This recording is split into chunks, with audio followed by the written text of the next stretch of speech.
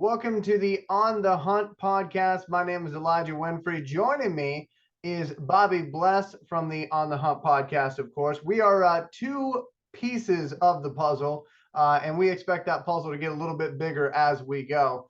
If you can't tell, we like the Detroit Lions, and that's what this entire podcast is about. But the most important question I'm going to ask tonight is, Bobby, how's it going, my friend? I'm good, brother. You put in the day's work and then you're off tomorrow. Kind of motivated. I can't get no better than right now. Well, Bobby, I'm so glad to be doing this with you and the other members of the On the Hunt podcast. Really diving in. A Lions podcast by Lions fans, and I'm excited to get into all of the things that has to do with our favorite football team.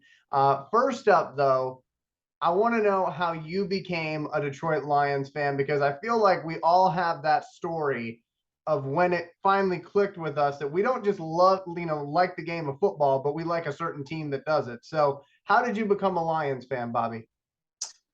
Actually, just like living in Toledo, you either got the Cleveland Browns and you got the Detroit Lions.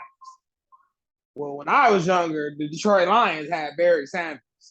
And if you know, like Superman, Batman, Barry Sanders, that's how I was. He was more of a damn like superhero to me than an actual person. I remember in the third grade writing a Black History report on Barry Sanders. You know what I mean? That kind of stuff. And after a while, just watching the same thing every week, can't wait. And my granny telling me, "You're a Lions fan, brother.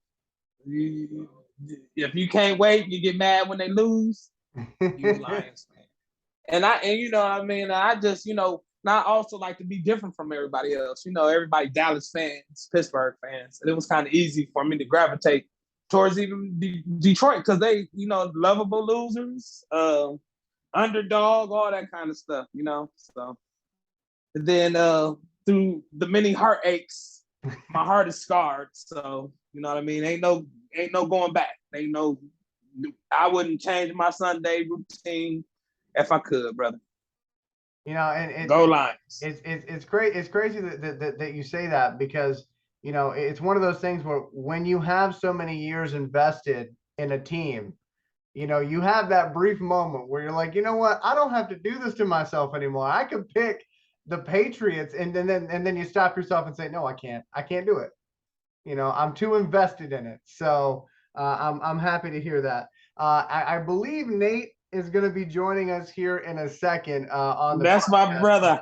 So he will be coming in here momentarily. But I'll go ahead and share my story of how I became a Lions fan. Yeah, that's gonna be interesting. And are you from Buffalo, brother? If you don't mind me asking. No, not at all. So I'm originally I'm originally from Atlanta, Georgia.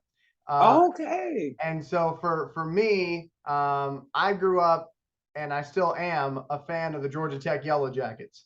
And so I kind of got into the Lions because of Calvin Johnson. And I remember that draft, me actually telling my dad, I said, the team that picks Calvin is going to be the team that I decide to join as a fan. And so, of course, the Raiders passed. We all know how that ended. Lions ended up getting them, and I've been a fan ever since. But I also like to tell people that, part of the reason I'm a fan of the Lions, I think, has to do with subliminal messaging, maybe, because my dad would show me two different film/TV shows on repeat. One of them was Beverly Hills Cop. And of course, if you've ever seen that film, Axel Foley's wearing the Detroit Lions jacket in it. Yeah. And Home Improvement. And of course, Tim Allen, major Detroit Lions fan. And so, you could certainly chalk it up to a little bit of that. Plus, my dad's a Packers fan. So, rebelling against your father, whatever it is you want to do. I am a Lions fan, happy to be a Lions fan. And I want to take this opportunity to welcome another Lions fan into the show right now. He's putting his hat on. Nate, how you doing, my friend? What's going on, man? Sorry about the tardiness, y'all. You're good. Me and Bobby were just sharing stories about how we became Lions fans. So I'll kind of put you on the spot, my friend. How did you become a Lions fan? Well, it was actually the crazy part. This is one of the I actually started playing football with the Buccaneers. Okay. So my number was number 22. And I didn't even truly care about running backs. Only two people I cared about truthfully was who was better. Was it John Elway or Joe Montana, right? I remember watching the San Francisco 49ers play the Lions. And I see this little water bug back there bouncing around. I'm like, who is that? And ever since then, even though, like I said, because I'm originally, a lot of people probably don't know, but I'm originally from Monroe, Louisiana. Okay. I've been in Detroit since I was about 9 years old.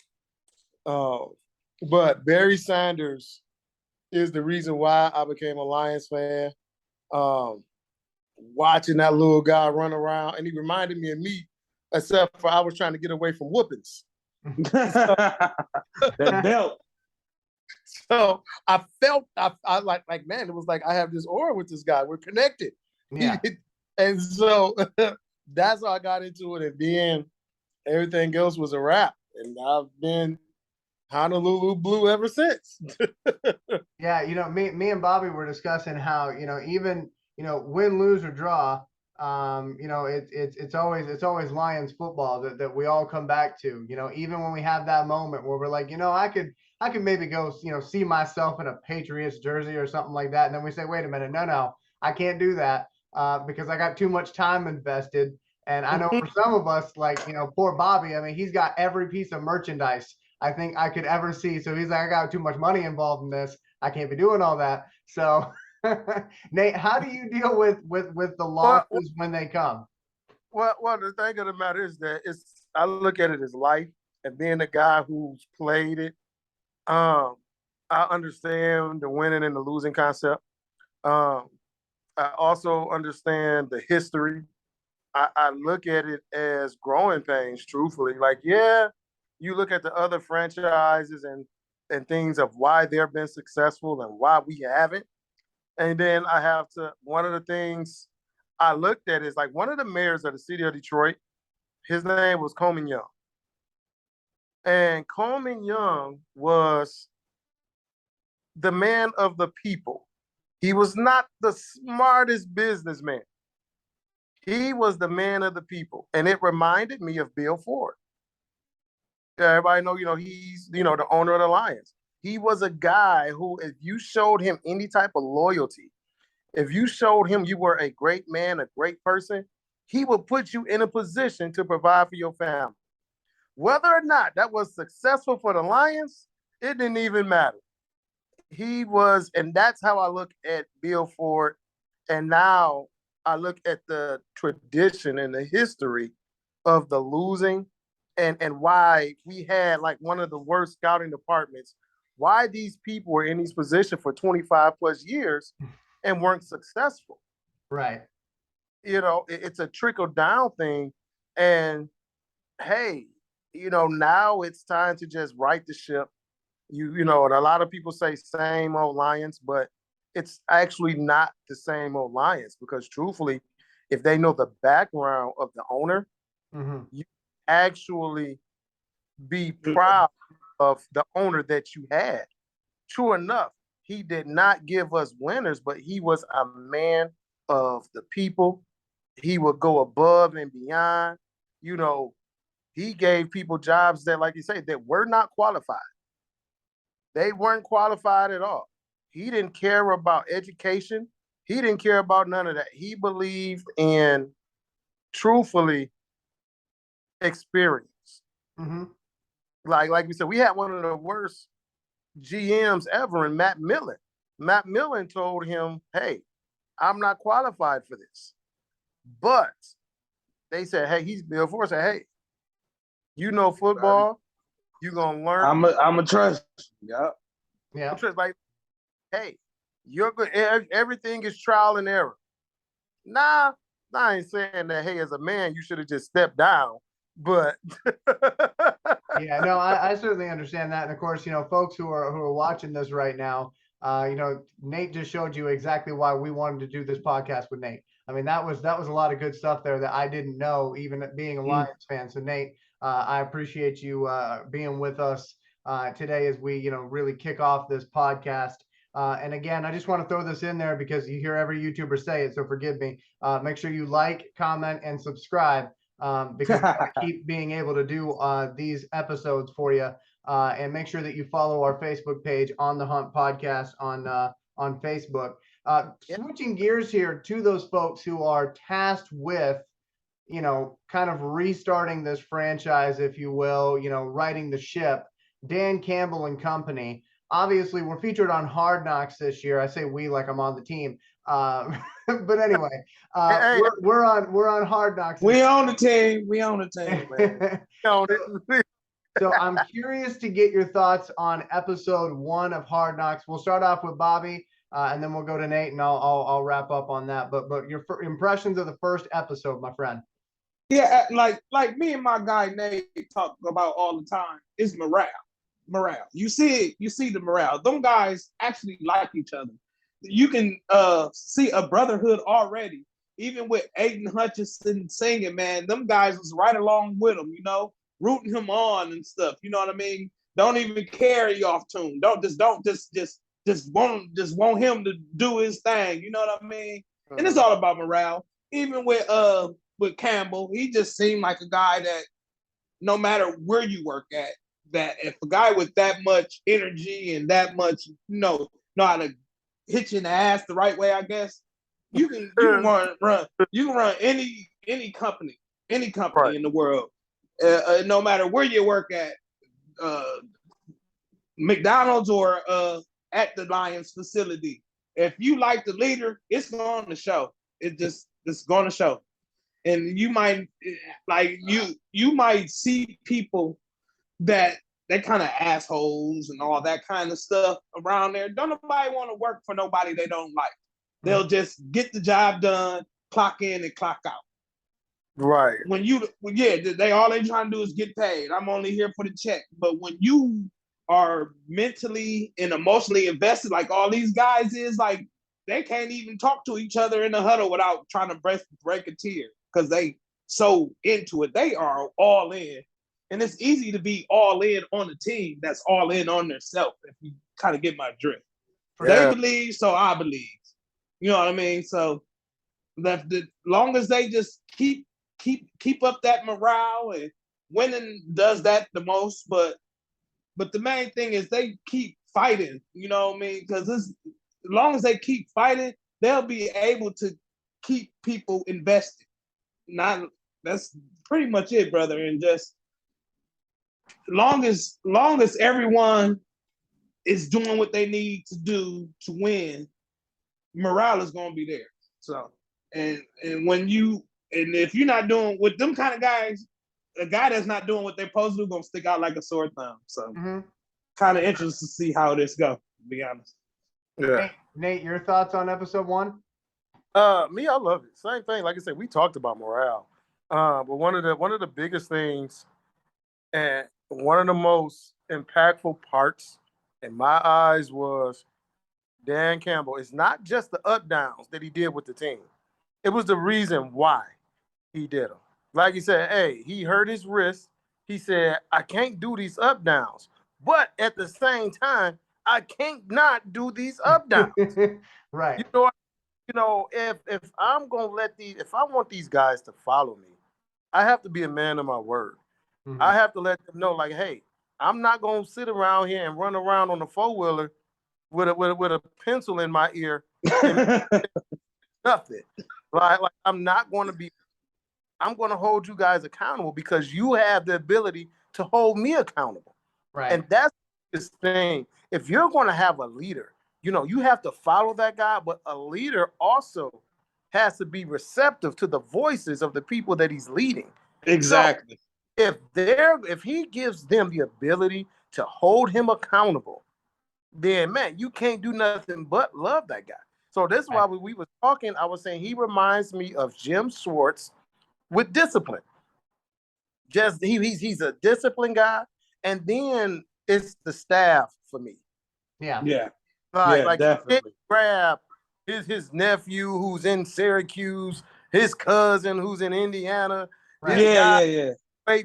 This guy's waiting on Bill Belichick to promote him to water boy. Yeah. No, he literally went out and got guys that were competitive at their position. That way, he doesn't have to coach. He doesn't have to coach defense. Why? Because you got Aaron Glenn, who is a proven and competitive defensive guy. Then you have your offense, which is ran by Deuce Staley, who is a 100% competitive guy, even the way he played. So it's good when you see these guys. It's a competitive nature. They still love each other. But what you seen in Hard Knocks, he said, hey, we finna bust y'all ass. Yeah. You're like, what? Yep. No. And it was competitive. And it's a good thing for the C coaches encourage their guys to be great. Like it's nothing. It's almost like you can't have more faith in a person than what they have in themselves. Exactly. And a lot of times where people fail is that they have the ideas or they have that faith, but they don't have people to believe in them. So when you got somebody and you got people that's gonna believe in you, sky's the limit. Exactly. I love staff. Exactly. Staley, Dan Campbell, Aaron Glenn. I love this staff. Everybody has been a player in the league. And like one of the things he said. And they wasn't bums. They were successful in this league. They wasn't bums. Yeah. And you're talking about 86 total training camps. That's a lot of experience. For sure. So my thoughts on the episode, and I'm going to piggyback off what Nate said and a little bit of what Bobby said here. But my first initial impressions was I kept trying to think about who Dan Campbell reminds me of as a person whenever he's addressing the team. Okay. And I don't know what type of movies you watch, Bobby, or what type of movies you watch, Nate. But if you've seen this actor a few times, you might get exactly where I'm going. So I think Dan Campbell is the Jeff Goldblum of the NFL. Here's what I mean by that. If you watch an interview with Jeff Goldblum, you are watching that interview and you're going, what the hell is he trying to say? But in the same time, you're going, he is saying it in the most interesting way possible. You're like, I could listen to that man read a phone book, even though I'm like, what the hell is he saying?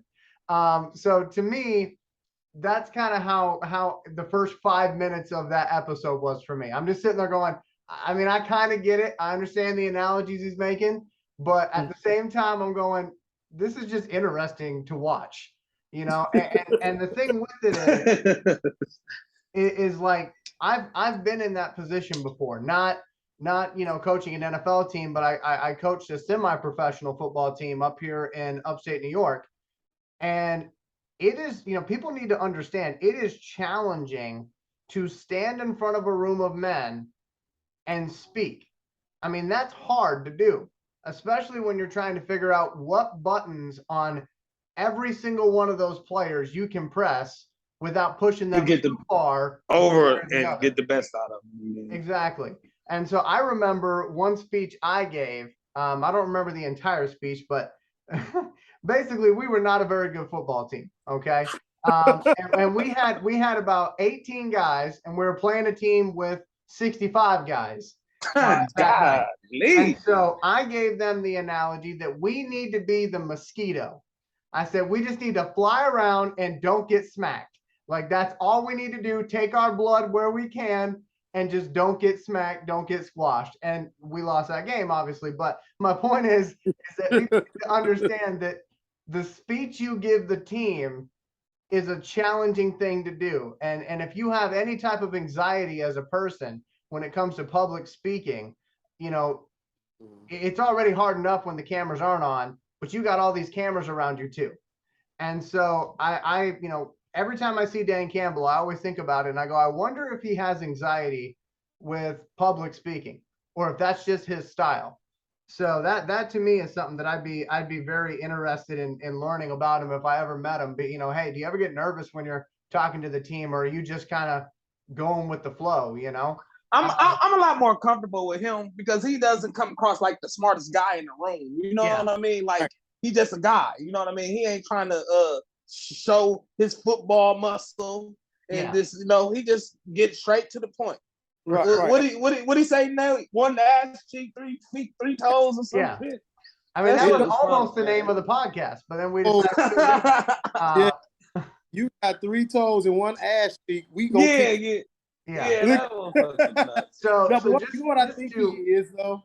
I think Dan Campbell is, because he's so much of a guy, he is trying to be cognizant of his speech. Because if you paid attention through Hard Knocks, I that's me too. I just speak freely. So when you're up there, you have to be mindful of the words that you're using. Yeah. But if you seen him, I think he dropped more F-bombs than any other word.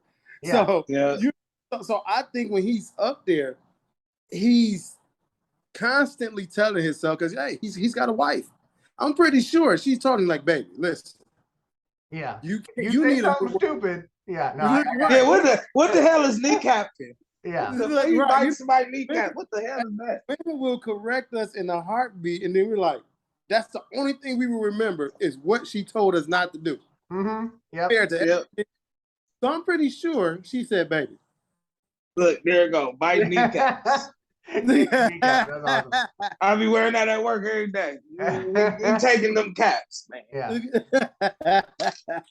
So just to piggyback off what Nate was saying earlier, though, he was talking about all the years of experience this staff has, and for myself, my morning job is a radio host, and what I do outside of that is I make movies, and so I'm usually running movie sets with 20 plus people on them, and that's crazy for me because I do have some anxiety, when it comes to public speaking, even though that's what I get paid to do. But one thing that I think Nate said that I thought was brilliant was, you surround yourself with people so that all you have to do is coach. And I was thinking about that, and I think that's so true, because when it comes to my movie sets, I don't know everything there's to know about special effects. I hire somebody to do that. I don't know, everything there is to do about, a blood splatter effect if it's a horror film. I hire somebody to do that. And the most important thing is you got to let them do their job. And that's something that I thought Dan Campbell did very well, whether it was because they cut the footage that way, which I don't think that was the situation. I think he's just a genuine person, but he stays out of the way when Aaron Glenn and Deuce Staley are doing their thing. Yeah. And that to me was powerful. I also love I cringed at the singing because it wasn't very good. But I loved it at the same time because it reminded me of one of my favorite football movies, Remember the Titans. When the team really starts, liking each other, they go ahead, let that wall down. Yeah. So for me, looking ahead to episode 2, which I believe debuts tonight, what I would like to see more of, and what I'm hoping to get out of this as a fan, I want to see the inner workings of that organization. I want to see what they're like in a team, in a coaches meeting, not just the coach addressing the players or some smack talk here and there. Like, I want to see the nitty gritty. And the thing is with Hard Knocks, you're going to see some of it, but you're only going to see what the team allows you to see because they've got final cut privileges on whatever is shown. So I get that, but I'm hopeful that the Lions let them in on some of those things, because I know in past years of Hard Knocks, you got to see the coaches talking about the players and their unfiltered opinions on things, and that's what I'm hopeful to see. I also want to see how that running backs room is. I mean, it seems like they got a really good chemistry going on between everybody, and Jared Goff has obviously been on Hard Knocks 3 times now, so I don't know how much they're gonna have him on this one. I mean, he said all of 3 words on the first episode, so we'll see what happens. But for me, I want to see more of the inner workings of the team, the meetings, and kind of get an idea of like what that building is like on a work day, outside of just game day when we usually see them. But just real quick, Bobby, what are you hoping to see in episode 2 and throughout the rest of the series? Like I'm kind of like what you said, brother. As us all us Lions fans, we like to discuss the players' weaknesses, and in actuality, since we're not there, it's always a debate on is this really a weakness or how weak is this? I want to hear them talk about a player's weakness, and then I want to see as the year progresses, even past Hard Knocks, did they ever improve on that? Is that still a weakness? Because after a while, you know what I mean, we're pretty much guessing. And another thing I want to look at is how is Goff with his receivers? Like, is he really like hands-on with them? Like, in the huddle, drawing it up in the sand type. Do we got a good rapport? I think because like from anything else I've seen coming down social media, he's hitting them all on the stride and stuff. I want to see how that goes because honestly, from what I've seen of that first drive, it's looking like that offense is going to be the strength of the team. So I want to see how strong is that, I guess. And but Nate, pretty much, I'm still excited though. So for sure, whatever comes up. So. And Nate, what are you hoping to see in future episodes? I want to see the linebacker room. Okay. Oh my God. He's going right at the main part. You're gonna make I'll show you my trash. Because I want to see what type of information they're getting from their coaches. Yeah. As far as gap control, as far as lineman recognition, as far as, recognizing the pulling guard, all type of things.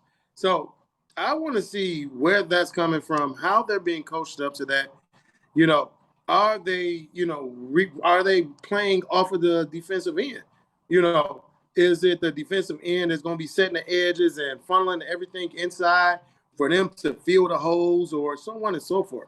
So I want to see what their read and react concept is, and that's where because this first game, like I said, it was just the first game. Dude, all them dudes was horrible. Yeah. Horrible. At linebacker, oh my God.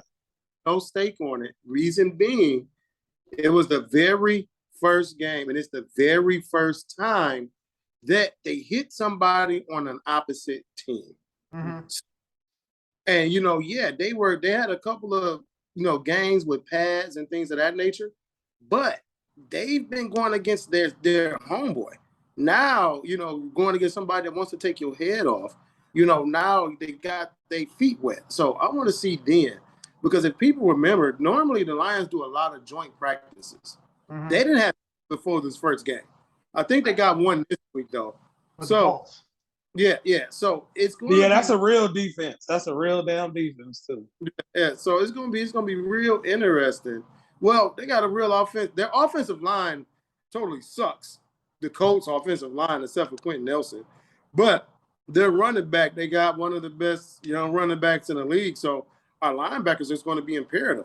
So I want to know what and how they're being coached up with their recognition of Jonathan Taylor. Like, are they spying him? Are they going to do man? Are they going to do a single linebacker read? What are they going to do? Or are they going to run a shell? Just to contain Jonathan Taylor. Even if it's for one series, how are they going to defend him? I want to see what and how these linebackers are being coached. So just so everybody knows, we got 10 minutes left on our first episode, fellas. So we're going to go over to Bobby here. Bobby, impressions of the first preseason game, my friend. First team looked good, especially on offense. I like how there's new toys out there, brother. We ain't stuck with the same stuff we had last year. Right. Just that one game alone is a lot more speed out there. And the line looks pretty good as advertised, with the PFF and stuff. You always get in your mind how good they should be. I didn't see anything where I would say they're not one of the top lines in the league. DeAndre Swift and Jamal Williams look like a pretty good 1-2 punch if they can stay healthy. But other than that, I don't even want to talk about the defense because it is a nothing but negative shit, honestly. But I did like Aiden Hutchinson. He was also well advertised too. I seen him get held and still just get right back up and get on it because there's gonna be a lot of times he gonna get held and he got to keep playing through it and whatnot, and look like he got an eye for the backfield and whatnot. So I want to see. I definitely want to see him get a sack. I want him to see him get the quarterback on the ground with the ball in his hand. Mm-hmm.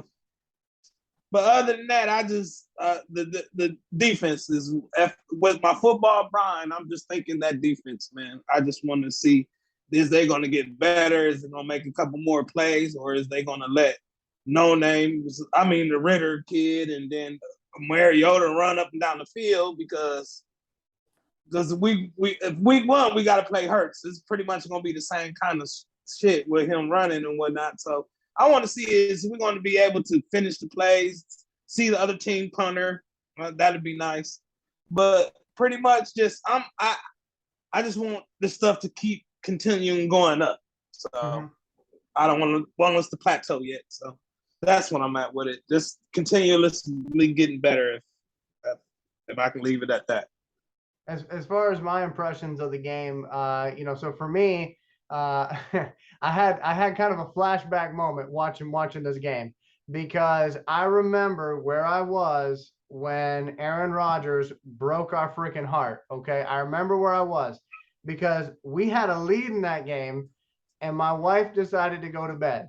Okay, it was 21-3. Yeah, she had a lead and she decided to go to bed. She's in the living room right now, so she might run in here and be like, don't be telling that story. But anyway, we had a lead. I said, you can't fall asleep. We got the lead. You're my good luck charm. And she fell asleep. Then when she woke up, it was literally right when that tight end caught the ball. And she's like, what happened? I said, exactly what I said was going to happen. That's what happened. Keep your ass I'm up. like, damn it. So Cassandra's not allowed to go to sleep during the Lions games anymore. But anyway, so I knew as soon as he rolled out, I said, we are screwed. I'm like, we're about to give this rookie his moment of glory. And it comes after what was, I thought, a pretty decent game by the offense. And I know I saw Bobby's post the other day saying, David Blau, please get your playbook and report to my office, which made me laugh my ass off. But I felt so bad for David Blau too. In the same sense, I felt so bad for this guy because I remember his debut on Thanksgiving where he came out and it was like, why hasn't he been the one playing this entire time? Because he had like 3 touchdowns in that game. And like ever since, it just seems like he's the most likable guy who, for whatever reason, is stuck in the 3rd spot on the depth chart, but they also don't want to get rid of him either. And sorry, Nate, go ahead. I said he's Josh McCown. Yeah. And like Tim Boyle, I have nothing against the guy. I don't know him personally. I don't know any of these players personally. But for me, I don't understand the hype. Like you look at his college stats, he threw way more interceptions than he did touchdowns. Yeah, he stuck around on the Green Bay roster, and that's saying something. But every time he's been out there for the Lions, it's like I don't see what the coaches see. And I'm not saying David. I like that pass he threw in when he first got out there. That was pretty good. Like I like that, but that's pretty much all I've seen from. I don't like none of them dudes though. As far as backups. And for me, I kept praying that we would in the draft. I kept praying that we would get Malik Willis. No, that's that guy. Or Desmond Ritter. I said, if you're not going to get Malik Willis, get Desmond Ritter. And then for him to throw a game-winning touchdown, I know it's the preseason, but for him to throw a game-winning touchdown when he was available for us to draft, and it would have been a great value where we could have drafted him, it's like, you got to be kidding me. But in the same sense, Brad Holmes has clearly hitched his wagon to Jared Goff. Well, and I trust Brad Holmes. So if he's going to do that, there's got to be a good reason. And again, last year, I don't think – you could have put John Elway. We were talking about John Elway earlier. You could have put John Elway in last year's offense, and he would not have been able to do anything with it. Like just our best receiver was like Khalif Raymond, man. That was horrible last year, man. Yeah, for the longest time. A little water, but Hey, but hold on. But Desmond Ritter's touchdown, truthfully, was a bad throw. It was No, I know. it was. The DB lost sight of the ball. Hey, look, That's the only reason why I got it. Worse coverage by the defensive. Like it was a bad throw. It should have Dude been caught it like a punt. He caught it like a damn punt. Yeah, it was just like this. Desmond Ridder. That was a lucky throw, and that DB should have been doing 200 push-ups. Yeah, well, he probably not gonna make the team. He probably ain't gonna make the team no way. And we'll see what happens with that. Just so you guys have an update on where we're at with time. We got 3 minutes left in this episode, fellas. So we've talked about Hard Knocks. We've talked about the first preseason game. I just want to make a mention out here that if anybody is watching this and they're saying, hey, I wish you guys would have talked about this, that's your moment to shine. That's your moment to message our Facebook page with a topic that you want us to discuss. I said earlier, like, comment, subscribe. Use that comment button to tell us things that you want us to talk about. Obviously, this is a Lions podcast, but if you got a question regarding the 31 other teams, we're not just going to ignore you because you have a question. So I just wanted to say to anybody that might be watching this, join in on this conversation because we'll be able to read those questions and be able to formulate good responses for you, or at least try to anyway, for our next episode. And we'll see what type of schedule. Right now, we're doing this on a Tuesday, but that's because Hard Knocks is tonight. So, and of course, for me, working at 5:30 in the morning, I'm gonna stay up late. I'm not gonna fall asleep, and we're gonna see how good this episode is. But I do also, just because we only have about a minute left here, I do also just want to say a huge thank you to Bobby and to Nate for agreeing to do this with me. First time I ever met Nate was he was commenting on an Amir Abdullah fumble. And all he said was, it was funny because he had walked away from his TV and he probably didn't think anybody could hear him, but he's like, stupid boy. So every time something bad happens, I'm like, somebody just won the stupid boy award. We'll have to see. Oh, that's sweet. That's sweet. That's what's up. And of course, Bobby, I saw Bobby, in the Facebook group as well, always posting really in-depth breakdown of plays, showing off, his football IQ. So I got great respect for the two men that have joined me on this episode. Thank you, brother. Thank you. Yeah, Nate told me. I said I'm in. I don't even know the specifics, but count me in. I'm there. It's so funny. Elijah, every time I would go live, Elijah would put in the comment, stupid boy. That's what's up. Like, who's the stupid boy this week? Yeah. You got to ask the important questions. That's what they tell you when you're on radio. But fellas, I think that's going to do it for us here. Thank you for joining me. And folks, again, like, comment, subscribe. We'll see you next time. This is the See you next week, fellas. Podcast. Next week 1. Let's go.